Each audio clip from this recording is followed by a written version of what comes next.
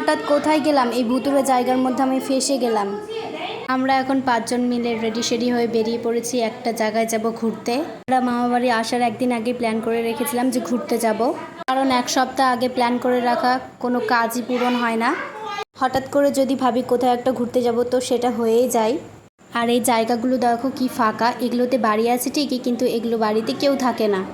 এত ফাঁকা জায়গার মধ্যে দিয়ে আমরা 5 জন যেতে তো পুরো ভয় পাচ্ছিলাম, কিন্তু এসেছি যখন তখন তো ফিরে আর যাব না, যেতেই হবে। আমরা তো ভেতরেও চলে এসেছি, আর জায়গাটা কিন্তু খুবই সুন্দর। আর এদিকে দেখো সূর্যের আলোটা পড়ছে, দেখতে কিন্তু বেশ সুন্দর লাগছে। এখানে এসেই তো আমরা সবাই ছবি তুলতে ব্যস্ত হয়ে পড়েছি। যে সময় এসেছি সেই সময় কিন্তু একটা লোকও ছিল না, তবে এই জায়গাতে কিন্তু শীতের সময় অনেক ভিড় হয়। যদিও এখন এগুলোতে পুরোটা জঙ্গল হয়ে গিয়েছে, কিন্তু শীতের সময় এগুলো সব পরিষ্কার করে দেয়। আমার তো বলাই হলো না যে আমি কোথায় এসেছি। আসলে আমি এসেছি সাগর দিকে ঘুরতে। আমরা এসেছিলাম 4টার সময়, একটু ঘুরতে ঘুরতে 5টা বেজে গিয়েছে, আর এদিকে দেখো সন্ধ্যা লেগে গিয়েছে, তাই বেশিক্ষণ ঘুরতে পারিনি। দুর্গাপুজো তো আর বেশি দিন বাকি নেই, আর এইদিকে দেখো কাশফুল ফুটে গেছে, দেখতে কিন্তু সুন্দর লাগছে। আর এই জায়গাগুলো দেখো পুরো ভুতুড়ে জায়গার মতো দেখতে। আমরা বাড়ি ফেরার সময় কি ভয়ে ভয়ে যে এখান থেকে বেরিয়েছি তো ভগবানই জানে।